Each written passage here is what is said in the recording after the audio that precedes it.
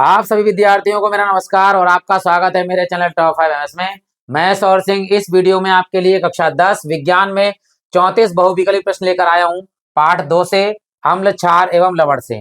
तो शुरू करते हैं हम 34 ये बहुविकल्पी प्रश्न। आपको यदि वीडियो पसंद आए तो आप लाइक कर सकते हैं, नए हैं तो आप चैनल को सब्सक्राइब कर सकते हैं।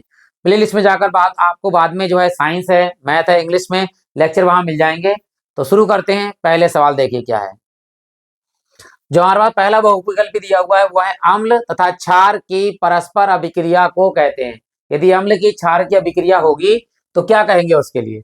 जल विच्छेदन, अपघटन, उदासीनीकरण या आयनन। तो ध्यान दीजिएगा, अगर जब हम अम्ल और क्षार की अभिक्रिया करते हैं तो उसमें लवण और जल बनता है और उस अभिक्रिया को कहते हैं उदासीनीकरण अभिक्रिया। ऑप्शन नंबर सी हमारा सही है। जैसे मान लीजिए अम्ल है हमारे पास HCl और इसकी अभिक्रिया कर रहे हैं हम किससे? क्षार से। क्षार है NaOH। तो क्या होता है ध्यान दीजिएगा, जब इसे अभिक्रिया करेंगे H जाएगा यहाँ से और ये OH से जुड़कर जल बन जाएगा और ये हमारा जो है Cl Na में जुड़ जाएगा तो बन जाएगा NaCl। तो यहाँ ये दोनों जुड़ेंगे NaCl और प्लस में OH, यहाँ का H यहाँ का जब जुड़ेगा तो क्या बन जाएगा? जल बन जाएगा H2O। तो ये जो NaCl है ये हमारे पास लवण है और ये जल है, हमेशा याद रखना। और ये HCl जो है वो अम्ल है क्योंकि इसमें H+ आयन है और NaOH में ये क्या है? क्षार है क्योंकि इसमें OH नेगेटिव आयन। अगर इसको हम अलग अलग तोड़ेंगे तो ये होगा हमारे पास H+ और Cl नेगेटिव और यहाँ Na होगा प्लस का और OH का होगा नेगेटिव, याद रखिएगा। तो ये क्या होता है? H+ का जो है OH से जुड़ता है और Na+ किससे जुड़ता है? Cl से जुड़ता है। तो ये दोनों मिलकर बनाते हैं जल, ठीक है। और ये H और OH मिलकर बनाता है जल और Na और Cl बनाता है लवण आपके लिए। तो याद रखना, अम्ल और क्षार की अभिक्रिया के बाद में दो चीजें प्राप्त होती हैं, लवण और जल, और उस अभिक्रिया को कहते हैं उदासीनीकरण अभिक्रिया। बढ़ते हैं दूसरे प्रश्न की ओर, जो इस प्रकार दिया गया है। यहाँ दिया गया है कि उदासीनीकरण अभिक्रिया में बनता है, अभी बता ही दिया है हमारे लिए, फिर भी ऑप्शन देख लेते हैं। अम्ल बनता है, क्षार बनता है, वो क्षारक बनता है, क्षार बनता है, लवण और जल बनता है। अभी हमने देख लिया था कि लवण और जल जो है वो बनते हैं उदासीनीकरण अभिक्रिया के। अब बच्चे कहेंगे सर जी क्षारक ही है, क्षार ही है, तो कहलाता क्या है? वे क्षार या वे क्षार जो जल में घुलनशील होते हैं उन्हें हम क्षारक कहते हैं, वही इतना याद रखना है। और सारे क्षारक जो है वो क्षार होते हैं, सारे क्षार क्षारक नहीं होते हैं, ठीक है। बढ़ते हैं अगले प्रश्न की ओर। देखिए जो इस प्रकार है कि सिरका में पाया जाने वाला अम्ल कौन सा है, यानी सिरके के अंदर जो है वो कौन सा अम्ल पाया जाता है? एसिटिक अम्ल, कार्बोनिक अम्ल या सल्फ्यूरिक अम्ल या नाइट्रिक अम्ल। तो याद रखना है हमारे लिए कि सिरके में जो अम्ल पाया जाता है वो होता है एसिटिक अम्ल। ऑप्शन नंबर ए हमारा बिल्कुल सही है। अब बढ़ते हैं देखिए अगले प्रश्न की ओर। वो इस प्रकार है कि नींबू में पाया जाता है, क्या पाया जाता है? एसिटिक अम्ल, कार्बोनिल अम्ल या सिट्रिक अम्ल या टार्टरिक अम्ल। तो हमने अभी देख लिया एसिटिक अम्ल तो किसमें होता है हमारे पास में, वो हम देख चुके हैं। तो यहाँ पर जो है नींबू में कौन सा होता है? नींबू में होता है सिट्रिक अम्ल। तो ऑप्शन नंबर क्या है हमारे पास में? सी है कि नींबू में पाया जाने वाला अम्ल कौन है? वो है हमारे पास सिट्रिक अम्ल। बढ़ते हैं अगले प्रश्न की ओर, जो इस प्रकार दिया गया है कि Na2CO3 का प्रचलित नाम कौन सा है? Bleaching powder, baking powder, plaster of Paris या धावन सोडा। तो याद रखना है कि Na2CO3 ये जो है वो होता है किसका? ये होता है वॉशिंग पाउडर अर्थात धावन सोडा का सूत्र होता है। तो यहाँ पर ऑप्शन कौन सा है? धावन सोडे का है। तो ये याद रखेंगे, Na2CO3 जो है वो धावन सोडे का सूत्र है। अब बढ़ते हैं अगले प्रश्न की ओर। देखिए जो इस प्रकार है, यहाँ पर कहा गया है कि 1 विलयन में हाइड्रोक्साइड आयन सांद्रण जो है 1 × 10⁻⁻12 मोल प्रति लीटर या मोल लीटर की पावर -1 है। इस विलयन का पीएच मान पूछ रहा है। यहाँ पर दिया हाइड्रोक्साइड यानी कि OH दिया हुआ है निगेटिव और पूछ रहा है पीएच मान। तो याद रखना, जो भी ये जब OH हाइड्रोक्साइड मान दिया तो ये POH का मान है जो इसकी घात है, माइनस हो जाता है पीएच मान। OH कितना हो गया? 12। हमें निकालना है क्या? पीएच मान। तो हम जानते हैं कि पीएच मान जो है वो होता है 14 - POH, 14 - POH। तो 14 तो ये हो गया हमारे पास में, POH कितना है हमारे पास में? 12। तो 14 में से जब 12 जाएगा तो कितना बचेगा हमारे पास? 2 मान जो है इसका पीएच मान होगा। ये सवाल का आंसर है। तो कौन सा ऑप्शन सही है हमारे पास में? ये सही है, 2 हमारे पास। और कैसे कर सकते हैं? देखिए हम सूत्र जानते हैं क्या, कि पीएच का जो सूत्र होता है वो होता है कि माइनस के लॉग, ठीक है, यहाँ होता है आधार 10 और यहाँ होता है H प्लस आयन। ये होता है अगर हम पीओएच का मान निकालें, और पीओएच का मान निकालें क्या सूत्र होगा, माइनस के लॉग आधार 10 और यहाँ होगा OH निगेटिव आयन की सांद्रता। अब यहाँ देखिए पीओएच है तो माइनस लॉग 10, OH निगेटिव की सांद्रता कितनी है, 10 की घात माइनस 12, इसकी गुणा 1 से करेंगे तो 10 की घात माइनस 12 ही रहेगा, तो 10 की घात माइनस के 12, तो ये माइनस 12 लॉग में है तो ये यहाँ शुरू में आ जाते हैं, क्योंकि हम सूत्र जानते हैं क्या, लॉग अगर m की पावर n है तो ये पावर शुरू में आ जाती है, तो यहाँ हो जाएगा n log m, ठीक। तो ये माइनस 12 यहाँ आएगा, देखिए तो यहाँ पर POH बराबर ये माइनस माइनस माइनस क्या हो जाएगा, प्लस 12 और यहाँ लॉग आधार कितना है 10, ऊपर मान कितना है 10, आधार 10 ऊपर 10, तो मान कितना होता है इसका 1, ये भी याद रखना है हमारे पास, आधा जितना ऊपर मान ऊपर उतना ही है तो 1 होता है, तो 12 एकम कितना हो गया 12।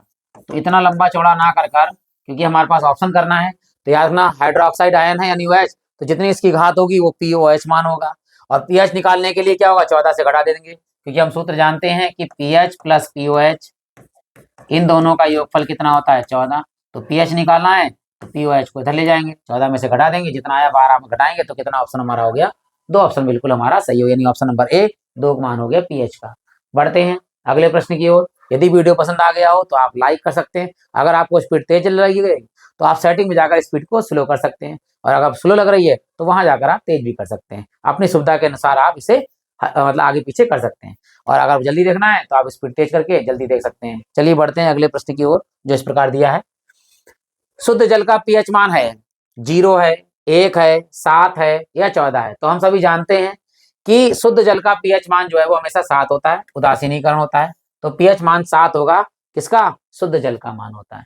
तो बढ़ते हैं अगले प्रश्न की ओर, जो इस प्रकार दिया है, देखिए यहाँ कह रहा है क्षारीय विलयन का पीएच मान क्या होगा। देखिए 7 विलयन क्या है, उदासीन, और 7 से कम मान अगर आ जाता है पीएच मान तो वो अम्लीय विलयन कहलाता है, 7 से ज्यादा आ जाएगा तो वो क्षारीय विलयन कहलाएगा। तो 7 से अधिक वाला मान देखिए, शून्य नहीं होगा, 7 से कम नहीं होगा, 7 से कम अम्लीय, 7 उदासीन, देखो शून्य तो कतई प्रबल अम्ल ही समझ लीजिए बिल्कुल एकदम है, और 7 जो है 7 से कम अम्ल होंगे, और 7 उदासीन होगा, 7 से अधिक क्या होंगे, क्षारीय विलयन होंगे। तो जिसका पीएच मान 7 से अधिक होगा वह जो है विलयन क्षारीय होगा। बढ़ते हैं अगले प्रश्न की ओर, जिस प्रकार दिया है, देखिए H2SO4 के जलीय विलयन का पीएच मान होगा। देखिए यहाँ पर है H2SO4 यानी H है, H का मतलब क्या होता है, ध्यान दीजिए, जब जिसमें H प्लस आयन उपस्थित होता है वो कहलाता है अम्ल, और अम्ल का पीएच मान क्या होता है, 0 से बड़ा होता है पीएच मान अम्ल का, और कहाँ तक होता है, 7 से कम होता है, ठीक, याद रखना। तो 7 से कम पीएच मान होगा क्योंकि अम्ल है, 0 नहीं होगा, 7 नहीं होगा, 7 से कम। और 7 से अधिक क्या होता है, 7 से अधिक होता है क्षार का, लेकिन ये अम्ल है तो अम्ल का पीएच मान 7 से कम होता है, 0 से बड़ा और 7 से कम। अगला प्रश्न है हमारे पास में, प्रबल अम्लीय विलयन में मेथिल ऑरेंज का रंग होता है। ध्यान दीजिएगा, जो प्रबल अम्लीय विलयन है उसमें मेथिल ऑरेंज अगर मिला दिया जाए तो उसका रंग कैसा होगा, उसका रंग लाल होगा, पीला होगा, नीला होगा या नारंगी होगा। तो याद रखना है कि प्रबल अम्ल में यदि मेथिल ऑरेंज की अभिक्रिया होती है तो विलयन का रंग होगा लाल। ऑप्शन नंबर कौन सा सही है हमारे पास, ए ऑप्शन बिल्कुल सही है। याद रखना, प्रबल अम्ल में अगर मेथिल ऑरेंज मिलाया जाएगा तो उस विलयन का रंग जो होगा वो होगा लाल। अब बढ़ते हैं अगले प्रश्न की ओर, जो इस प्रकार दिया है, देखिए कि अब क्षारीय विलयन में फिनोप्थेलिन, ध्यान दीजिएगा फिनोप्थेलिन किसमें, क्षारीय विलयन में सूचक का रंग कौन सा होगा, सूचना जो देगा वो कौन सा रंग होगा, क्षारीय विलयन है और फिनोप्थेलिन है, तो याद रखना इसमें कौन सा, गुलाबी होगा, पीला होगा, नीला होगा या नारंगी होगा। तो याद रखना इसका रंग होगा हमारे पास में गुलाबी, गुलाबी रंग आएगा जब क्षारीय विलयन में हम फिनोप्थेलिन सूचक डालेंगे। बढ़ते हैं अगले प्रश्न की ओर, जो इस प्रकार दिया गया है, यहाँ कहा गया है कि ब्रंजक चूर्ण में तनु सल्फ्यूरिक अम्ल की अभिक्रिया से कौन सी गैस निकलेगी। अब सबसे पहले तो हमें पता होना चाहिए ब्रंजक चूर्ण होता क्या है। ब्रंजक चूर्ण का सूत्र होता है CaOCl2, और इसमें कौन सी गैस दिख रही है, मान लीजिए बताइए, क्लोरीन गैस दिख रही है। जब सल्फ्यूरिक अम्ल से क्रिया करेंगे तो क्लोरीन गैस हमारी जो है वो निकल जाएगी। तो ऑप्शन नंबर कौन सही है हमारे पास में, ऑप्शन नंबर सी सही है, कि जब हम ब्रंजक चूर्ण की अभिक्रिया सल्फ्यूरिक अम्ल से करते हैं तो कौन सी गैस निकलेगी, तब गैस निकलेगी क्लोरीन गैस। ठीक है, बढ़ते हैं अगले प्रश्न की ओर, जो यहाँ दिया गया है कि अम्लीय लवण है। देखो अम्लीय लवण क्या होता है, अम्लीय लवण में H प्लस आयन उपस्थित होना चाहिए तो वह अम्ल जो है, वो लवण जो है वो अम्लीय होगा। तो यहाँ देख लेते हैं, देखिए क्या KCN में H है? नहीं है, काट दीजिए। बी ऑप्शन में NaCl है, क्या H है? नहीं है, इसे काट दीजिए। Na2SO4 में भी H नहीं, इसे काट दीजिए कि यहाँ H दिख रहा है, NaHSO4। तो ये हमारा जो है वो अम्लीय लवण होगा, क्योंकि अम्लीय लवण में H+ आयन होना जरूरी है। बढ़ते हैं अगले प्रश्न की ओर। देखिए जो दिया गया है कि खाने के सोडे का रासायनिक सूत्र कौन है। देखिए खाने के सोडे का रासायनिक सूत्र इनमें कौन है, ये देखना है। हम तो आपको बता देते हैं, सोडियम बाइकार्बोनेट यानी NaHCO3। ठीक है, H यहाँ आ जाता है, NaHCO3। वो ऑप्शन नंबर कौन सा है? बी है। ये हमारा जो है वो खाने का सोडा है, या इसे बोल सकते हैं बेकिंग पाउडर। बेकिंग पाउडर भी यही है, NaHCO3 का बेकिंग पाउडर हो या खाने का सोडा कहें तो NaHCO3। ठीक, आगे बढ़ते हैं। दिया गया कपड़े तथा कागज को ब्रंजित करने के लिए उपयोग में आएगा, तो ब्रंजक चूर्ण ही उस उपयोग में आएगा। तो कुछ ऑप्शन देखना नहीं है कि जब अगर रंग उड़ाना है यानी ब्रंजक करना है तो ब्रंजक चूर्ण की आवश्यकता होगी। मैंने सूत्र लगा रखा है आपके लिए, CaOCO3। ऑप्शन नंबर ए बिल्कुल सही है। अगर किसी का रंग उड़ाना है तो हमारे पास ब्रंजक चूर्ण डलिए, वो है सूत्र होता है CaOCl2 यानी कैल्शियम ऑक्सीक्लोराइड। Calcium oxychloride. अगले बढ़ते हैं हम। देखिए जल को जीवाणु रहित बनाने के लिए उपयोगी पदार्थ है, यानी जीवाणु, जल में जीवाणु जो होते हैं उनको खत्म करने के लिए कौन सी चीज उपयोग करते हैं? धावन सोडा उपयोग करते हैं, खाने का सोडा उपयोग करते हैं, फिटकरी उपयोग करते हैं, या ब्रंजक चूर्ण उपयोग करते हैं? तो याद रखना कि जल को जीवाणु रहित बनाने के लिए ब्रंजक चूर्ण का उपयोग करते हैं। ऑप्शन नंबर डी यहाँ पर, ये याद रखिएगा। आशा करता हूँ कि आपको वीडियो समझ में आ रहा होगा, अच्छा लग रहा हो तो आप लाइक कर सकते हैं और बाद में प्लेलिस्ट में जाकर और बहुत सारे सवाल देख सकते हैं। बढ़ते हैं अगले प्रश्न की ओर, जो इस प्रकार दिया है। कठोर जल को मृदु बनाने के लिए प्रयुक्त पदार्थ है। अब याद रखिए, कपड़े धोते हैं हम किससे? धावन सोडा से। तो धावन सोडा ही इसकी मृदु करने का कारण होगा। तो यहाँ ऑप्शन कौन सा है? धावन सोडा, नमक, फिटकरी या ब्रंजक चूर्ण? तो धावन सोडा ही कठोर जल को मृदु बनाने में प्रयुक्त पदार्थ है। ठीक है, याद रखिएगा इस चीज को, छोटी छोटी चीजों को बहुत अच्छे से। बढ़ते हैं अगले प्रश्न की ओर। देखिए जो दिया गया है कि सल्फर डाइऑक्साइड का जलीय विलयन होता है, अम्लीय होगा, क्षारीय होगा, उदासीन होगा, या उभयधर्मी होगा? तो पहले तो सल्फर डाइऑक्साइड का सूत्र क्या होता है? देखिए सल्फर डाइऑक्साइड का जलीय विलयन, सल्फर डाइऑक्साइड SO2, और जब इसमें जल मिलाएंगे यानी कि H2SO4, तो याद रखना क्या बनेगा? सल्फ्यूरिक अम्ल बनेगा हमारे पास में। ठीक है, H2SO4 इस तरह से। ठीक है, तो इसमें कौन सा मिलेगा, क्या मिलेगा हमारे पास में?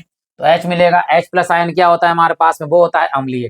तो याद रखना सल्फर डाइऑक्साइड में जब हम जलीय विलयन में मिलाएंगे तो हमारे पास क्या बनेगा? H मिलेगा यानी अम्ल मिलेगा, याद रखना है। बढ़ते हैं अगले प्रश्न की ओर, जो इस प्रकार है। अम्लीय विलयन का पीएच मान क्या होता है? ये हम पढ़ चुके हैं। अम्लीय विलयन का पीएच मान जो है वो किससे होता है? 7 से कम होता है। 7 से कम होता है अम्लीय विलयन का पीएच मान। तो यहाँ होगा 7 से कम, और 7 से अधिक किसका होगा? क्षारीय विलयन का पीएच मान होगा। 7 किसका होगा? उदासीन का होगा। ठीक है, बढ़ते हैं अगले प्रश्न की ओर, जो इस प्रकार दिया गया है कि सल्फ्यूरिक अम्ल में अम्लीय हाइड्रोजन परमाणु की संख्या होती है। हाइड्रोजन परमाणु संख्या पूछ रहा है, और सल्फ्यूरिक अम्ल का सूत्र क्या होता है? वो होता है H2SO4। H2SO4। इसमें देखो हाइड्रोजन कितने दिख रहे हैं? हाइड्रोजन दिख रहे हैं दो। तो हाइड्रोजन परमाणु कितनी संख्या होती है? 2 संख्या होती है। ऑप्शन नंबर कौन सा हो गया? ए बिल्कुल सही हो गया कि सल्फ्यूरिक अम्ल में हाइड्रोजन परमाणुओं की संख्या कितनी होती है? वो होती है 2। सल्फर 1 होता है, और ऑक्सीजन कितने होते हैं? 4 परमाणु। पढ़ते हैं अगले प्रश्न की ओर। किसी विलयन का पीएच मान 3 है। देखो किसी विलयन का पीएच मान 3 है तो विलयन होगा। 3 का मतलब होता है कि 7 से कम, और 7 से कम का मतलब होता है विलयन होगा अम्लीय। तो विलयन होगा अम्लीय। ऑप्शन नंबर कौन सा सही होगा? बी होगा। अगर पीएच मान 7 से बड़ा हो जाए तो हो जाएगा क्षारीय, और 7 हो जाए तो विलयन हो जाएगा उदासीन। 7 के लिए पीएच मान उदासीन, मतलब उदासीन के लिए 7 पीएच मान। क्षारीय के लिए होता है, याद रखना, अगर क्षारीय होगा तो इसका पीएच मान 7 से बड़ा होगा, और किससे कम होगा? 14 से कम, या 14 के बराबर कह सकते हैं, 14 होगा। ठीक, अगले बढ़ते हैं, जो इस प्रकार है कि निम्नलिखित में कौन सा प्रबल विद्युत अपघट्य नहीं है? प्रबल विद्युत अपघट्य नहीं है, ध्यान दीजिएगा, नहीं है पूछा है या नहीं? Ammonium chloride, sodium acetate, hydrogen sulphide, या पोटेशियम नाइट्रेट? तो विद्युत अपघट्य नहीं है का मतलब जिसमें विद्युत अपघट्य कम होता है, ठीक है, या नहीं? तो यहाँ पर याद रखना, इसमें होगा सोडियम एसीटेट का विद्युत अपघट्य जो है वो नहीं होता है। ठीक है, तो सोडियम एसीटेट आपको याद रखना है इसमें। बढ़ते हैं अगले प्रश्न की ओर, जो इस प्रकार दिया गया। कि निम्नलिखित में से कौन सा कथन उदासीन घोल के लिए असत्य असत्य उदासीन घोल के लिए असत्य है, यानी पीएच मान 7 ना हो, ठीक है, सांद्रण क्षमता 10 की घात -7 ना हो, ये याद रखना, असत्य पूछा है।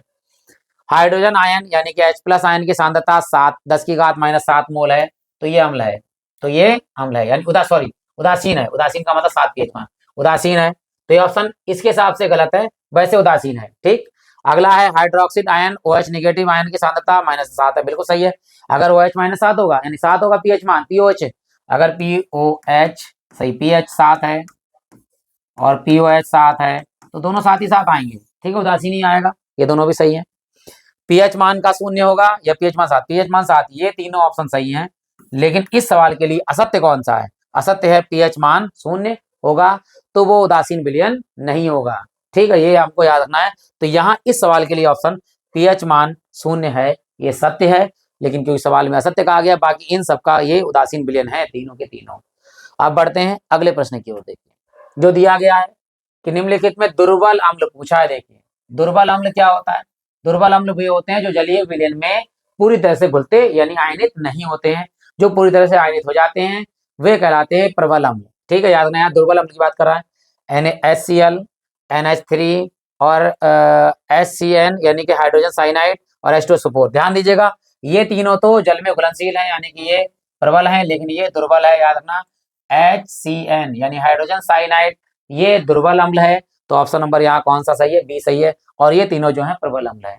बढ़ते हैं अगले प्रश्न की ओर, जो इस प्रकार दिया गया है कि एक विलयन नीले लिटमस पेपर को लाल करता है। देखो नीला लिटमस पेपर लाल करने का काम कौन करता है? अम्ल।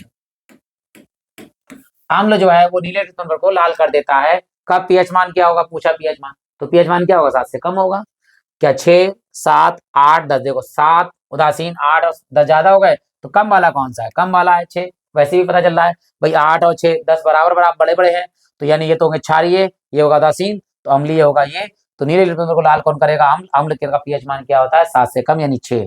अब बढ़ते हैं अगले प्रश्न की ओर, जो इस प्रकार दिया है कि धावन सोडा का रासायनिक सूत्र होता है। भाई धावन सोडा यानी कि वॉशिंग पाउडर का सूत्र होता है Na2CO3 और 10H2O जुड़ जाता है इसमें, याद रखना 10H2O यानी जल के 10 अणु होते हैं, तो इसका पूरा होता है धावन सोडा।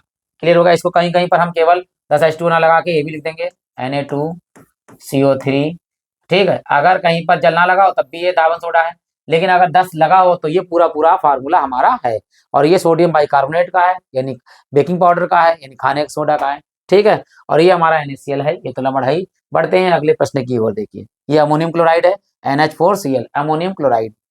देखिए आगे कहा एक हाइड्रोक्लोरिक अम्ल है, ध्यान दीजिएगा, हाइड्रोक्लोरिक अम्ल की शक्ति 10 की घात -2 न्यूटन है, इस विलयन का पीएच मान पूछ रहा है। देखिए हाइड्रोक्लोरिक अम्ल यानी H+ आयन दिया हुआ है, जब पीएच मान कितना होगा? डायरेक्ट पीएच मान इसकी जितनी घात है उतनी लगा दो, 2 पीएच मान हो गया इसका, सिंपल सी, क्योंकि हाइड्रोक्लोरिक अम्ल है। हाइड्रोक्लोरिक अम्ल यानी HCl में H+ का मतलब पीएच मान कितना दिया है? 2, और 2 ही इसका ऑप्शन सही होगा, वो है ऑप्शन नंबर बी हमारा इसमें सही है। बढ़ते हैं देखिए अगले प्रश्न की ओर, जो इस प्रकार दिया गया है कि एसिटिक अम्ल एक दुर्बल अम्ल है, क्योंकि देखो अभी हमने लगाया था उसमें एसिटिक अम्ल क्या था? दुर्बल अम्ल था। दुर्बल अम्ल है तो क्यों है? इसमें पानी की मात्रा अधिक होती है, इसके आयनन की मात्रा कम होती है, यह एक कार्बनिक अम्ल है, यह एक अकार्बनिक अम्ल है। तो हमने बताया था क्या? आयनन क्षमता कम होती है, तो याद रखना यहाँ पे बी ऑप्शन सही है, इसके आयनन की मात्रा कम होती है, जिसके आयनन की मात्रा कम होती है वो दुर्बल अम्ल कहलाता है, जिसकी आयनन की मात्रा ज्यादा होती है वो प्रबल अम्ल कहलाता है। बढ़ते हैं देखिए अगले प्रश्न की ओर, जिस प्रकार है कि क्षारक के साथ हल्दी का रंग होता है, ध्यान दीजिएगा, क्षारक के साथ है, अब बच्चे क्या करेंगे? हल्दी पीली होती है, वो पीला रंग लगा के बेटा हो गया काम हमारा, पीला ऑप्शन दिया है, पीला ऑप्शन दिया है, पहले ही लगा के चले आए, लेकिन नहीं होता है। क्षारक के साथ अगर हल्दी का रंग होता है वो होता है भूरा और लाल, ऑप्शन नंबर यहाँ पर सी है, ये दिमाग में याद रखिएगा कि क्षारक है, हल्दी का रंग पीला नहीं होगा, वो होगा भूरा और लाल रंग का होगा। बढ़ते हैं अगले प्रश्न की ओर, जो इस प्रकार दिया गया है कि अम्लीय वर्षा का जल संभावित पीएच मान होगा। तो भाई अम्लीय वर्षा होगी तो पीएच मान क्या होगा? 7 से कम ही होगा। अब 7 से कम पहले देखना है, बाकी सब काट देना, ये 7 से ज्यादा हो गया, ये 7 से ज्यादा हो गया, अब इन और इनमें दोनों में ऑप्शन होना चाहिए। हमारे पहले पुराने लोग क्या कहते हैं कि पहली बारिश में नहाना नहीं चाहिए। इसका मेन कारण है कि अम्लीय वर्षा होती है जिससे जो है एलर्जी वगैरह हो जाती है, इसलिए पहले बरसात के पानी में नहीं नहाते हैं, उसके बाद आप आराम से नहा सकते हैं। तो पीएच मान जो है वो होगा 5.2, याद रखना। ये तो बहुत कम होगा, यानी कि पीएच मान ये तो समझ लिए 7 से आसपास ही है, नियरेस्ट है, लेकिन 5.2 ये बिल्कुल सही ऑप्शन है कि अम्लीय वर्षा का पीएच मान जो है वो 7.2 होता है, वो सॉरी 5.2 होता है। ये अम्लीय वर्षा का पीएच मान होता है। यदि आपको अच्छा लगा हो वीडियो तो आप लाइक कर सकते हैं, कोई कमी दिखी हो तो आप कमेंट बॉक्स में उस कमी को भी ले सकते हैं। यदि आपको लग रहा है कि बहुत बहुत जल्दी जल्दी पढ़ा रहे हैं तो आप सेटिंग में जाकर स्पीड को स्लो कर लेंगे तो आपको धीरे समझ में आ जाएगा, और अगर आपको धीरे लग रहा हो तो सेटिंग में जाकर स्पीड तेज कर लीजिएगा, तो वहां जाके आप कोई भी स्पीड में भी आप पढ़ सकते हैं। बढ़ते हैं अगले प्रश्न की ओर। देखिए जो इस प्रकार है, व्यंजक चूर्ण का सूत्र कौन है? बता भी चुके हैं पहले ही, व्यंजक चूर्ण का सूत्र होता है कैल्शियम ऑक्सीक्लोराइड, यानी कि CaOCl2। ठीक, ये यहाँ लगाओ, वहां लगा दीजिए। तो वो लगा है ऑप्शन नंबर बी में, CaOCl2 कैल्शियम ऑक्सीक्लोराइड को ही व्यंजक चूर्ण कहते हैं। और व्यंजक चूर्ण का मतलब होता है कि रंग उड़ा देना। ये भी याद रखना कि क्या होता है, हमारी माताएं और बहनें जो हैं वो ब्यूटी पार्लर जाती हैं तो वहां पर ब्लीच कराते हैं, आपने सुना होगा नाम, ब्लीच कराते हैं। तो ब्लीच का मतलब होता है जो वो भूरे भूरे जो बाल होते हैं या काले काले से बाल होते हैं वो बिल्कुल हट जाते हैं। जब ब्लीच करने के बाद में चेहरा देखा जाता है तो वहां से जो है गोरा निकल के आता है, यानी उसके जो भूरे बाल हैं या काले बाल हैं वो निकल जाते हैं, तो चमक एक शाइनिंग आ जाती है, इसीलिए उसे ब्लीच कहते हैं। बढ़ते हैं अगले प्रश्न की ओर। देखिए जो इस प्रकार है, अग्निनाशक, हाँ अग्निशामक यंत्रों में प्रयुक्त किया जाता है भाई सोडियम अमोनियम क्लोराइड यानी NH4Cl या NaHCO3 या CaOCl3 या K2SO4। याद रखना कि अग्निशामक यंत्रों का में जो प्रयोग किया जाता है वो किया जाता है सोडियम बाइकार्बोनेट का, खाने के सोडे का, यानी कि NaHCO3 का। ये हमको याद रखना है अच्छे तरीके से। बढ़ते हैं देखिए अगले प्रश्न की ओर, जो सेकंड लास्ट है, यानी 33वां प्रश्न है। इसके बाद लास्ट प्रश्न आएंगे 34वां प्रश्न। यदि आपको वीडियो सब अच्छा लगा हो तो आप लाइक कर सकते हैं, सब्सक्राइब कर सकते हैं चैनल, और प्ले लिस्ट में जाकर अपने हिसाब से सुविधा के अनुसार आप कोई भी वीडियो देख सकते हैं। देखिए इस प्रश्न में क्या है, इसमें कहा गया है कि सोडियम कार्बोनेट के जलीय विलयन में कार्बन डाइऑक्साइड गैस प्रवाहित करने पर प्राप्त होता है। भाई सोडियम कार्बोनेट है तो NaOH प्राप्त होगा या Na2CO3, ये तो भाई सोडियम कार्बोनेट खुद ही है, तो ये तो ऑप्शन काट ही दीजिए। ठीक है, ये भी सोडियम कार्बोनेट है, यानी 2 ऑप्शन तो खत्म हो गए हमारे पास, इन दोनों में बचेगा हमारे पास में, तो सोडियम बाइकार्बोनेट बनता है। याद रखना सोडियम बाइकार्बोनेट, यानी सोडियम कार्बोनेट में जब कार्बन डाइऑक्साइड मिलाते हैं तो हमारे लिए याद रखना कि सोडियम बाइकार्बोनेट ही बनता है, यानी खाने का सोडा प्राप्त होता है। अब बढ़ते हैं अंतिम आखिरी प्रश्न पर इस वीडियो के, फिर अगला वीडियो लेके आएंगे जल्दी साइंस में।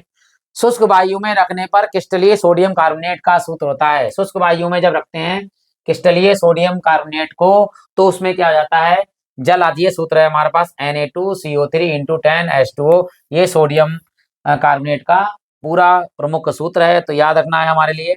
एक मैं और सूत्र बता देता हूँ, वैसे फिटकरी का सूत्र आपको पता होगा, नहीं है तो मैं आपको बता देता हूँ। फिटकरी का सूत्र होता है K2SO4 × Al2SO4 का होल थ्राइज इंटू 24H2O। ये जो है फिटकरी का सूत्र है, याद रखना आपको, फिटकरी। ठीक है, पोटास एलम भी बोलते हैं इसके लिए, पोटास एलम। ठीक है, तो इसको आपको याद रखना है कि ये सारे सूत्र आपको अच्छे से याद रखने हैं, ताकि आप एग्जाम में अगर सूत्र अलग से भी आ रहे हैं तो फटाफट आप लिख सकते हैं। और आपको एग्जाम के लिए हार्दिक शुभकामनाएं हैं, और आप